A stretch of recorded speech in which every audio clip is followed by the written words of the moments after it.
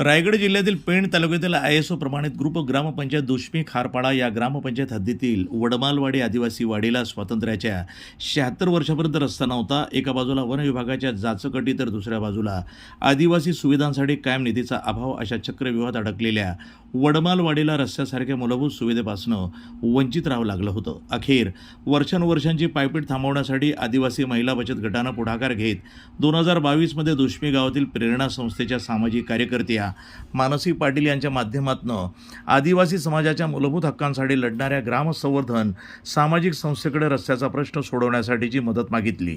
त्यानंतर ग्राम संवर्धनचे अध्यक्ष रायगड भूषण सामाजिक कार्यकर्ते संतोष ठाकूर यांच्या हातात सदर रस्त्याच्या आंदोलनाचं नेतृत्व देण्यात आलं आणि त्यांनी पाठपुराव्याला सुरुवात केली। परंतु संतोष ठाकूर यांनी 2 वर्ष शासन दरबारी विनंती अर्ज मोर्चे आंदोलनं आणि उपोषणाच्या माध्यमातून सातत्यपूर्ण पाठपुरावा सुरू ठेवला।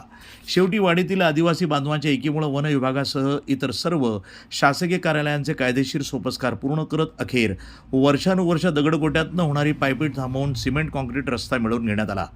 या रस्त्याच्या कामाची सुरुवात करत शुभारंभ संतोष ठाकूर आणि आदिवासी महिलांच्या हस्ते पूजा करून करण्यात आली। यावेळी बोलताना संतोष ठाकूर यांनी रायगड जिल्हा परिषदेचे मुख्य कार्यकारी अधिकारी राजीव बांधकाम विभागाचे कार्यकारी अभियंता, पेण उपविभागाचे उपअभियंता, शाखा अभियंता, वन विभागाचे पेण तालुका वन परिक्षेत्र अधिकारी, वन संरक्षक, ग्रामपंचायतीच्या सर्व आजी माजी पदाधिकाऱ्यांचे त्यांनी आभार मानले।